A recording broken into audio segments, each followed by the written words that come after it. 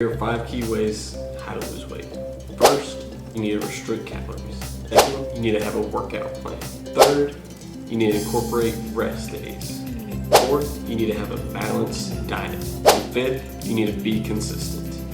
If you eat 500 less calories a day, that will equal 3,500 calories less than your normal diet, which would equal 1 pound of fat not consumed. So over a 4-week span, you would have lost 4 pounds. So for having a workout plan, this really just keeps you consistent and focused on what you need to train.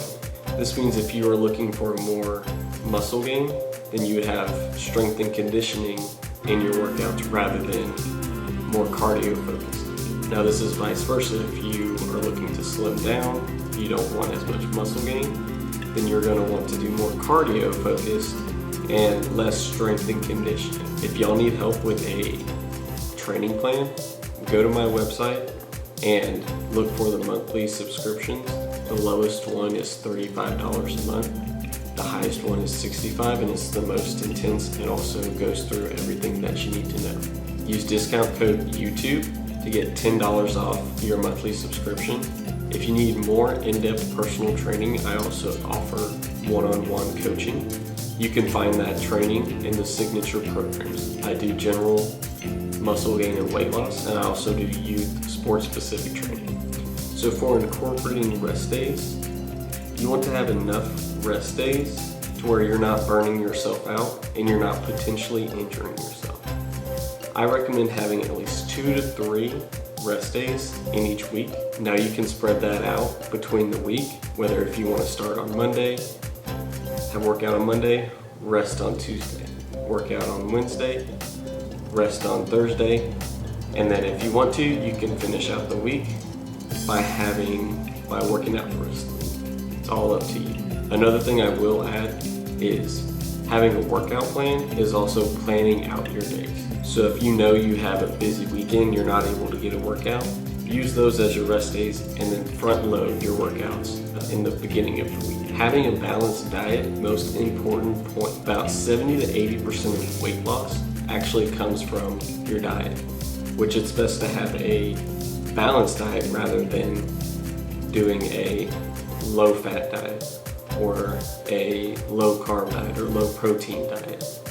Having a balanced diet is going to get you the key nutrients and vitamins that you need to properly heal, recover, and build your body to what you want it to be. Being consistent. I believe this goes without saying that if you aren't putting in the consistent work, you're not going to see the consistent results.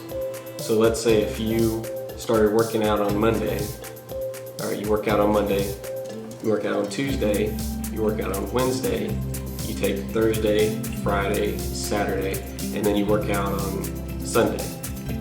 Okay? That's 4 days of workout and 3 days of rest.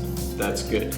You go to the next week and you don't work out at all. You go to the next week after that, you start working out again and you're not seeing the results you want. And you had 7 days of rest between that Sunday to you work out on Monday. So a big question is, when do you lose fat? So fat is lost when there are no carbohydrates to burn or to use as fuel in your body.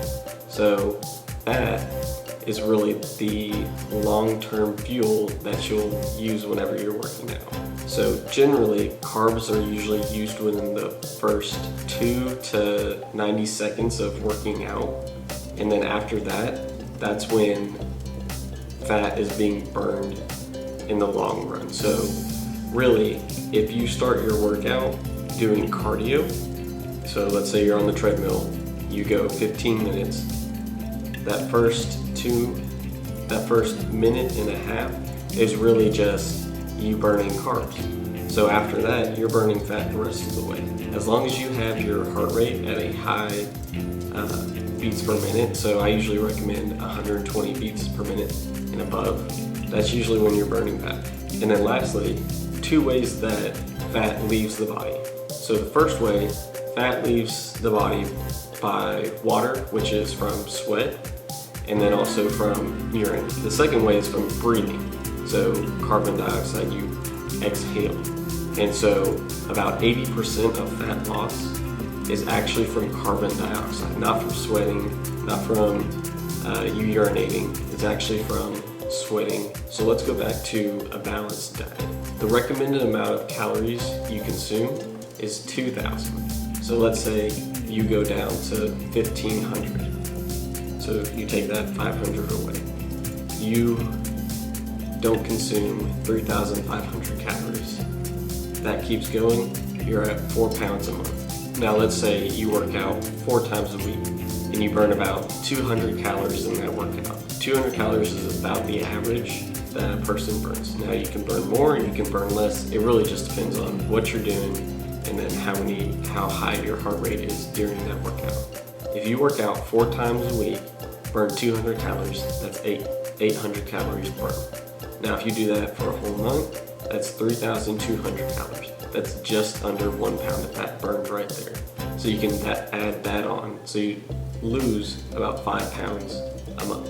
Thank you guys. Go ahead and if you liked what you saw, hit that like button, subscribe, and then I'll keep putting out content like this. Let me know in the comments what you guys want to see next. Thanks guys.